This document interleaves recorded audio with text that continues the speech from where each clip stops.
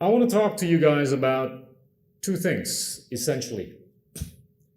The first is basically the global economic situation and outlook. And the second is about Indonesia, quite obviously. We take a look at the world today. I think it's pretty clear that the freshwater economists, predominantly based in Chicago, have been very influential in shaping the economies around the world, particularly those in the US, in Europe, and also in Japan, where the paradigm of infusing liquidity into the system is the way out of difficulties. This is in contrast to the saltwater economist on the shores of the US, who would rather a more Keynesian approach of a more proactive government role in getting ways out of any difficult situation. The US, or the US economy, has gone through a bit of a slowdown and been able to muddle through with 1.5%, 2% growth rate. And it is viewed that it is probably growing at about 6 to 7% lower than what it should be. What it means is it's been growing at about $1 trillion less than what it should have in production on an annual basis. And $1 trillion means a lot to many of us in Asia. Whereas in Europe, we're seeing the trends of kicking the can down the road for the last few years, and it seems that it's likely to continue for another year or two. And the headwind of increasingly difficult fiscal postures by way of the high debt to GDP ratios and the seeming inability to create more fiscal space that would mean good for the millions of people, not only in Europe, but also around the world. China has felt it. They've been able to create so much capacity in view of the growing demand that would come from the developed economies in Europe and the US and also in Asia Pacific, increasingly in Africa and Latin America. But by way of the slowdown in the US and Europe, the capacity that was created runs at a lower utilization rate. As a result of which, they needed to reconfigure the economic structure to try to domesticate it a little bit more, a la Indonesia style. This seems to be working.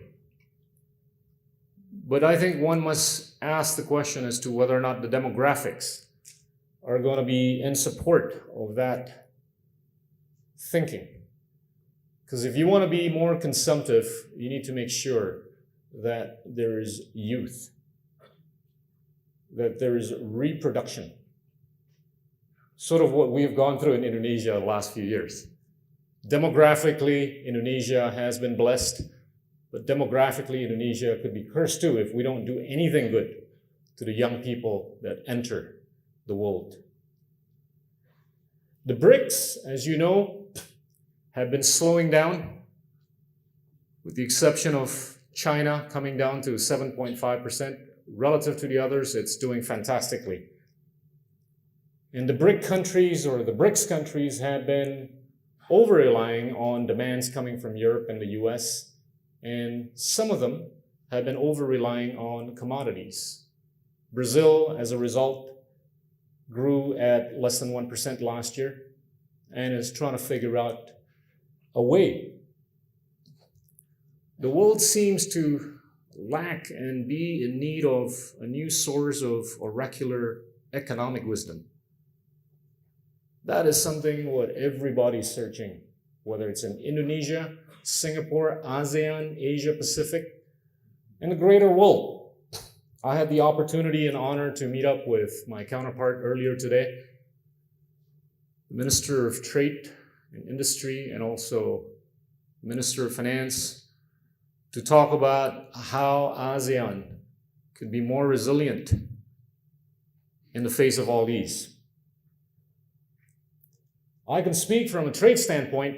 There have been challenges. And we start out with the metaphor or analogy of these 159 countries that are trying to figure out a way to get from one place to another. They want to go from one place to another. Some have GPS capabilities, some don't. Some have a better transport system than others. And the guys that have a better transport system are waiting for the weather to clear out. And as they're waiting, the other guys who don't have GPS capabilities start moving. And they get lost, and they accidentally or coincidentally meet up in some cafe, in some rest area, and try to hook up and cut a deal. When they're cutting this deal, this is the spirit of bilateralism that we're seeing in many parts of the world, whether it's in Asia, in Africa, in Latin America, or even in Europe. Some even go to the extent of a plurilateral understanding or undertaking. Some would take the regional approach in hopes that those things, whether it's bilateral, plurilateral, or regional, would be in complementarity and supportive of the spirit of multilateralism that would have been spearheaded at Doha. And that was 11 years ago, ladies and gentlemen. It's been very difficult to advance the agenda and spirit that would basically bridge the interest of the poor and those of the developing and those of the developed. It's a challenging time. Another example would be the initiative of some of the developed economies to go ahead with a Trans-Pacific Partnership initiative. At the same time, when Asian economies are trying to move ahead with the Regional Comprehensive Economic Partnerships, or RCEP, as we more popularly call it. RCEP is basically a culmination of a group of Asian countries made up of Japan, China, Korea, India, Australia, and New Zealand, trying to deepen and broaden the already signed free trade agreements with ASEAN so that there is a thesis of investment, there's a thesis of capacity building. But unfortunately or fortunately, this sits on the back of a developing geopolitical situation, whether it relates to what's happening up north between Japan and China and Korea, and what's happening in the South China Sea, as we're seeing the US trying to better re-engage the ASEAN population, the ASEAN countries and economies. I think we will find it very interesting in the next year, 2 or 3, as the RCEP and TPP go hand in hand. Singapore is participatory to both of these. Indonesia has taken a view that we're not ready to participate on TPP because we're just not yet ready to be able to quantify and ascertain as to whether or not this would be net beneficial to Indonesia. And to be quite candid with you, we just don't have the bandwidth, because we've got to get the bilaterals done with a few countries that we've started discussions and negotiations with. And we've got to focus our bandwidth on RCEP, which hopefully will go hand in hand with the culmination and realization of the ASEAN Economic Community by the end of 2015. The ASEAN Free Trade Agreement is a beautiful, beautiful framework. This has promoted economic activities in all countries involved. Yes, there has been some issue in Indonesia with regards to the ASEAN-China free trade, but we've been able to manage, massage, and iron out the wrinkles. The politics got a little bit difficult because we were just sending coal and palm oil and getting handphones and laptops. We have to make sure that the domestic politics is manageable so that it becomes a sustainable thing between China and Indonesia through ASEAN. That, I think, has been able to be managed a lot better in the last couple of years. And we're hopeful that by infusing the investment thesis and increasing capacity in Indonesia through technological transfer and financial capital transfer, would be able to sustain it. And I do believe we will. Now, the trends of bilateralism, regionalism, plurilateralism are going to have to be in complementarity and supportive of the multilateralism.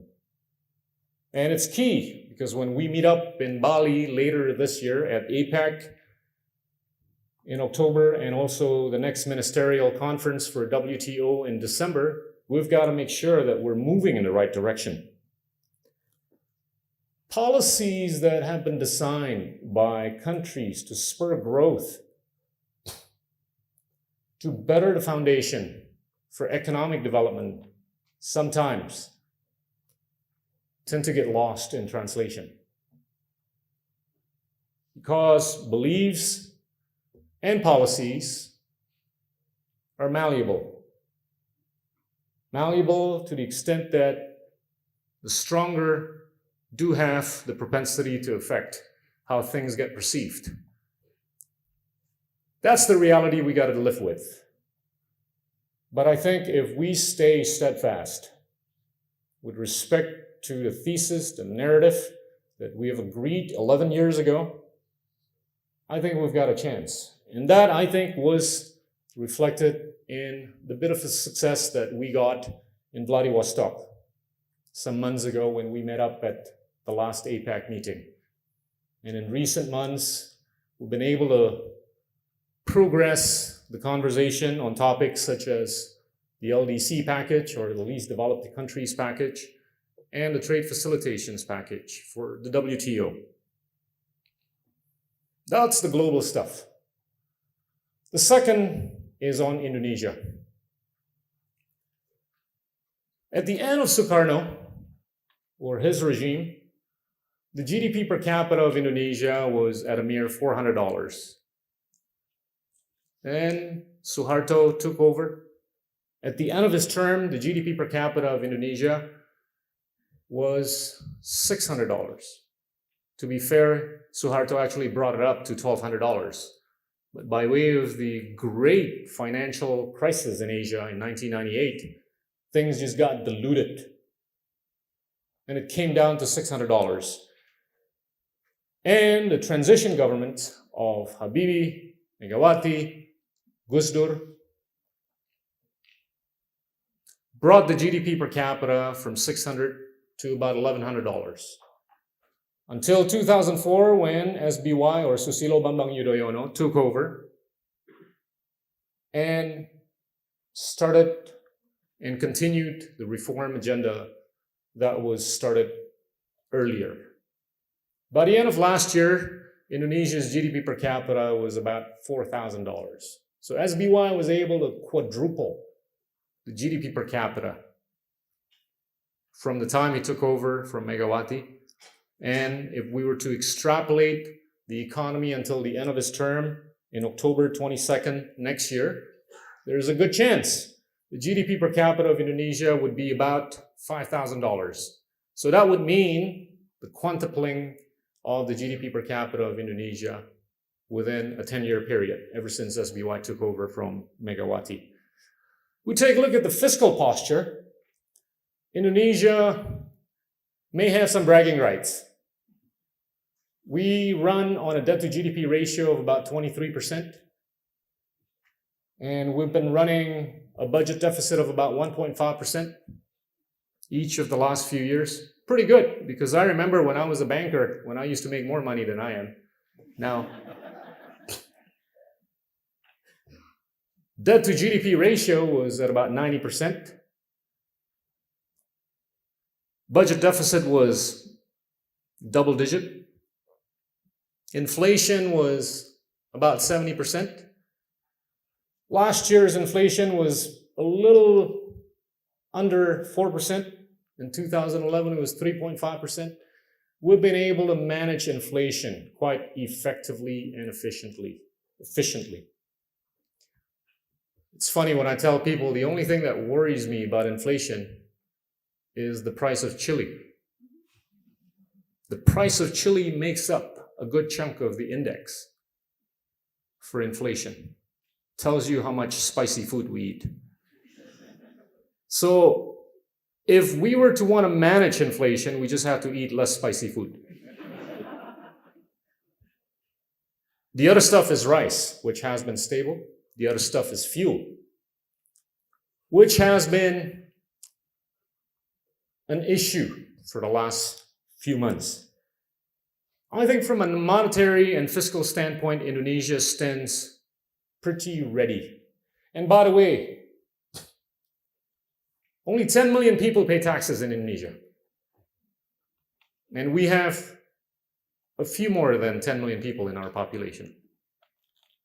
With only 10 million people and companies paying taxes, we've been able to reduce our debt to GDP ratio to 23%. We've been able to manage budget deficit at about 1.5%. We've been able to offer companies that have gone public to pay tax at a 20% tax rate. And our tax ratio has gone up to about 15.5% using the OECD methodology. Imagine if we were to be able to collect taxes from 25 million people, not 200 million people, not 250 million people, just 25 million people. I think we'd be able to offer tax holidays to everybody in this room who wants to move to Indonesia. I'm just kidding. That's the kind of hypothetical scenario that we're facing. And the good thing about Indonesia is it's full of Justin Biebers and Selena Gomez's. Very youthful. Somebody was asking me about the politics. By the way, I'll get back to the politics later, but somebody was asking me about the politics earlier. It's quite simple. By next year, there's going to be about 170 million Indonesians who will be female and youthful, who will be eligible to vote. Think about that. They will shape not just the political process, but they will shape the economic process and the social process, the cultural process of Indonesia. There are many challenges for Indonesia. The Gini ratio has ticked up a bit to about 0.4. Still below that of the US, proudly so, but still well above Singapore's, Sweden's, Germany, and many other prosperous countries who've been able to redistribute wealth with equity. And that's, I think, the challenge, midterm and long-term for Indonesia. How the hell do we use this fiscal space so that everybody gets to enjoy the cake? The MDGs, I think, are likely to be fulfilled by 2015.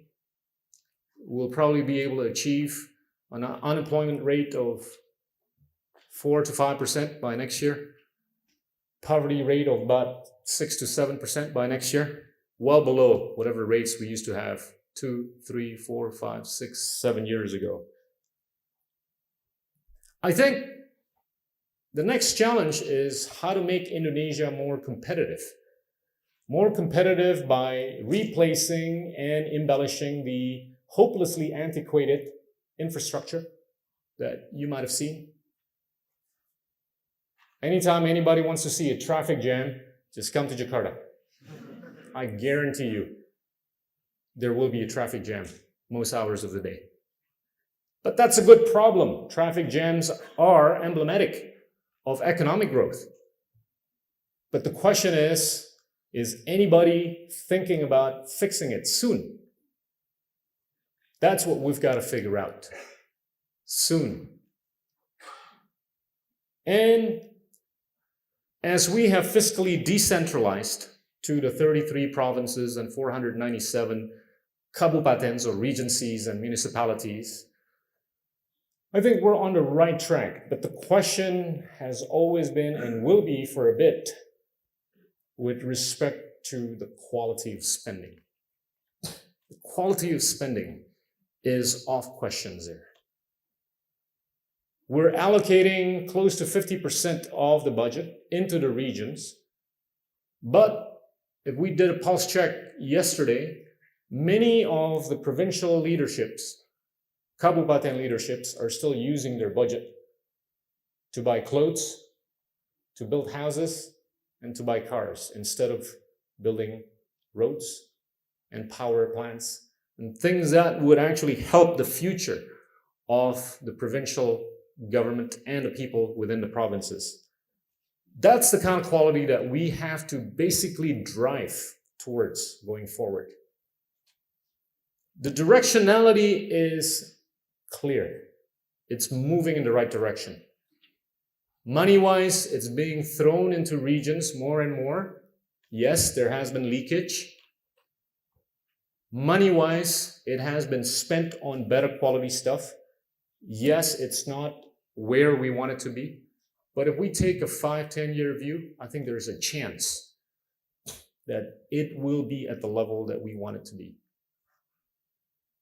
Now, the last bit is basically the fuel subsidy. We spent about $32 billion on fuel subsidy last year. A lot. A lot of money was spent on fuel subsidy. The question is not economic. I think the president clearly understands what needs to be done. And we actually tried to fix it last year. When we got together with the coalition partners, yes, we shook hands, let's do it. By the time we got to the parliament, whole different ball game. Everybody voted in the interest of the political party, not the nation. So I think it's key for us to try to get it done again, the early part of the game in this year, because 2013 is the year of politics before the bigger year of politics in 2014. Investment has risen, and it's reflective of a better investment climate. Yesterday, we announced the latest figures on investment. Indonesia recorded 83 trillion rupees worth of realized investments in the fourth quarter, totaling to about $33 to $34 billion worth of capital formation. 30% of which is local capital formation, 70% FDI. And the good news is only 17% of FDI was related to mining. The rest is actually going to infrastructure, serves things that actually help Indonesia move up the ladder, move up the value chain. The other good news is money is actually being dispersed out of Java. In 2009, only 18% of total capital formation was invested outside Java. In 2010, it went up to 33%. More money going out of Java. In 2011, 41%. 2012, 46%. 46% of total capital formation took place outside Java. It's good.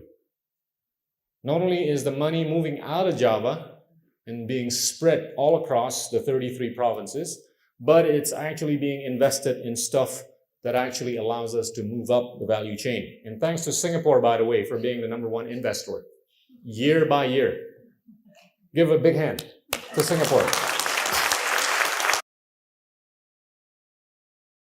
Those who get it are the Koreans, the Japanese, and increasingly the Americans. The Americans have shut up to being one of the top 5 investors in Indonesia. They get it. They see this burgeoning economy full of 250 million people who consume. McKinsey issued a report saying that today's 55 million people making up the middle class will only grow to about 115 million people by 2030, positioning Indonesia potentially as the 7th largest economy in the world. The two key drivers of Indonesia's economy have been domestic consumption and investments. And those two are likely to continue in the near foreseeable future.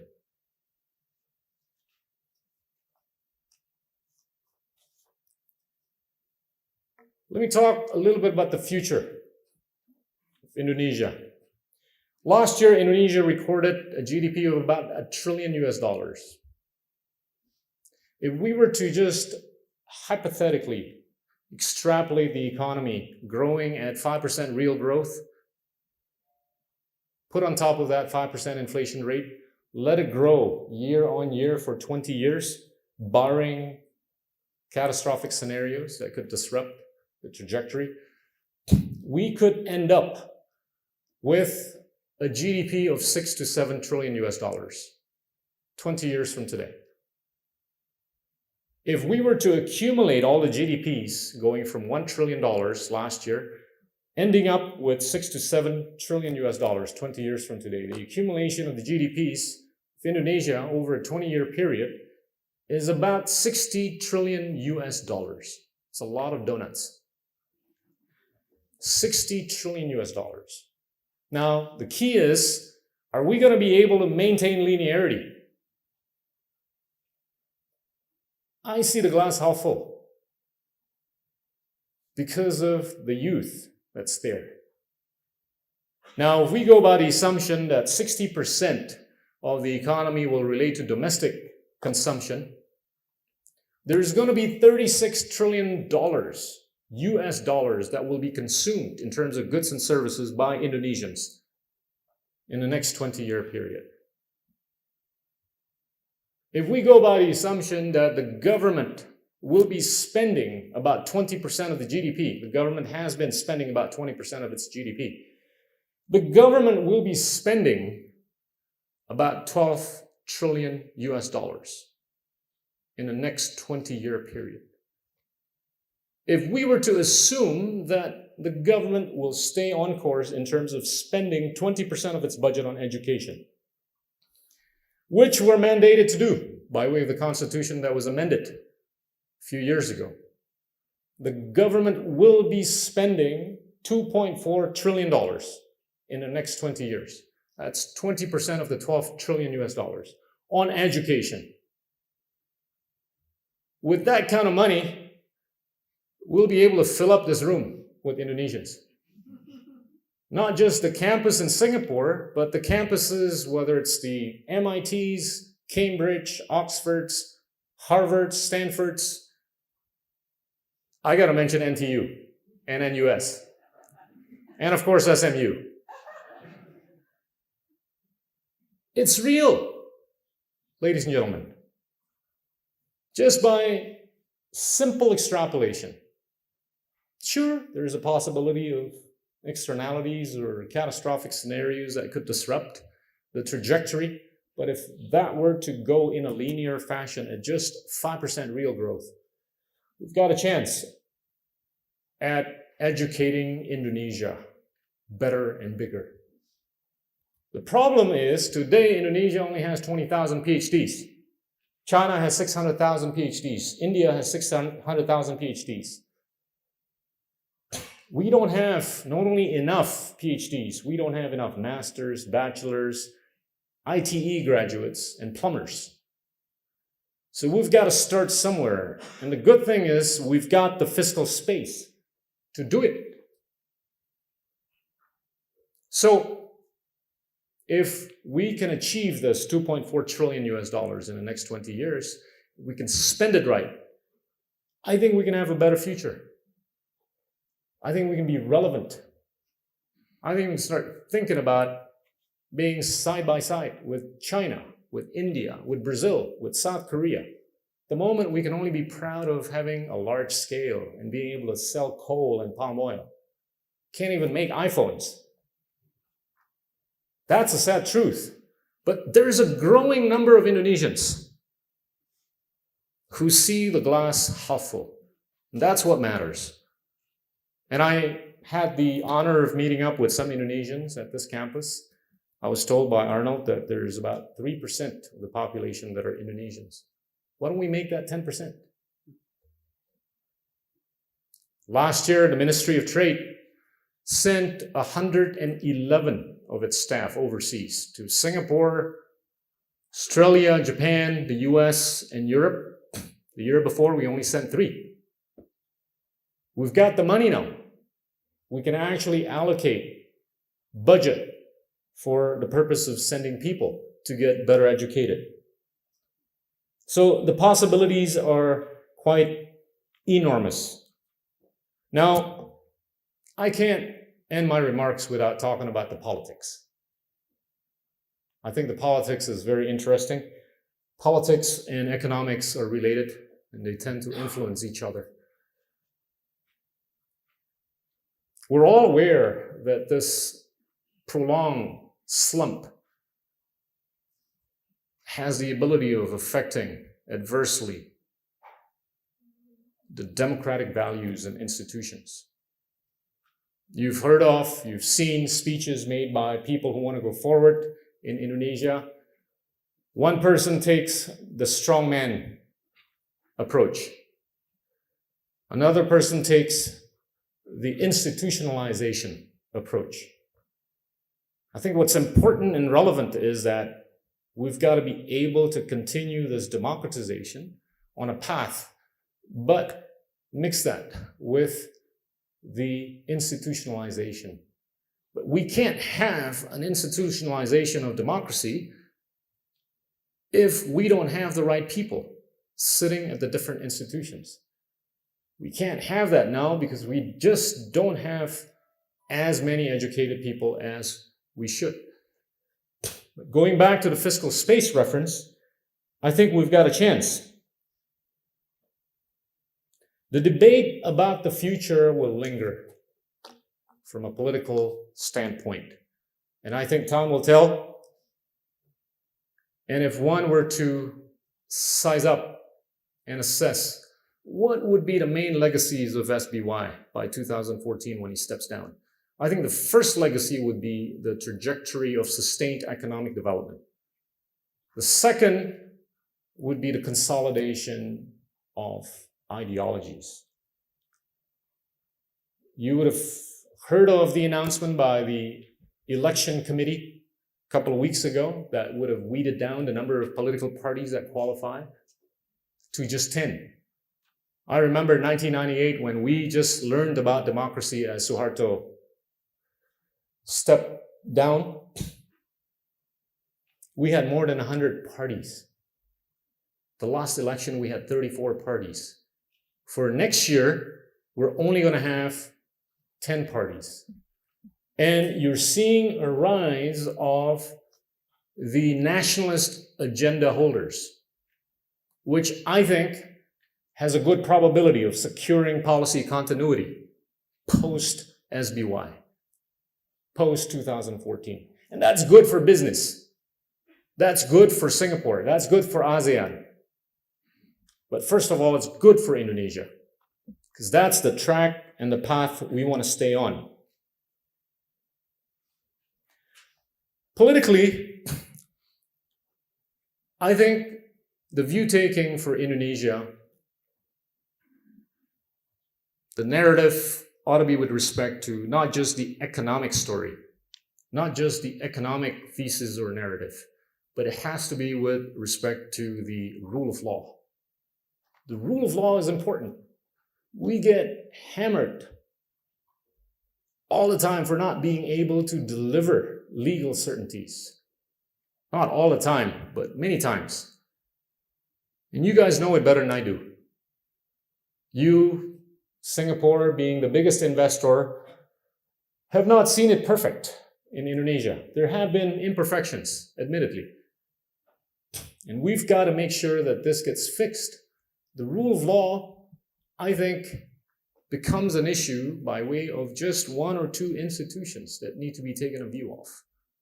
That, I think, has some hope in getting fixed, because one or two of those are within the realm of the executive branch. So it all depends on who basically moves forward, whether she or he has the vision, the heart, and the guts to basically act upon it. Because if we have the necessary rule of law, there will be level playing field with the Indias of the world, with the Chinas of the world. There will be level playing field for ASEAN with the rest of the world. Otherwise, it's going to be difficult. See, I always see whatever happens to Indonesia happens to Singapore in a lot of ways. Whatever we have to export and import has to go through Singapore. If Indonesia grows, Singapore will inevitably grow. Not necessarily if Singapore grows, Indonesia will grow. But the logic is the former. Next year, I think, is a defining moment. It will be interesting. And I want to quote Jimi Hendrix again. Obviously, you haven't booed. I hope I'm not singing out of tune. But to quote Jimmy, basically Indonesia has been able to afford to buy bread. In the future, we just got to make sure we can put something in between. Thank you very much.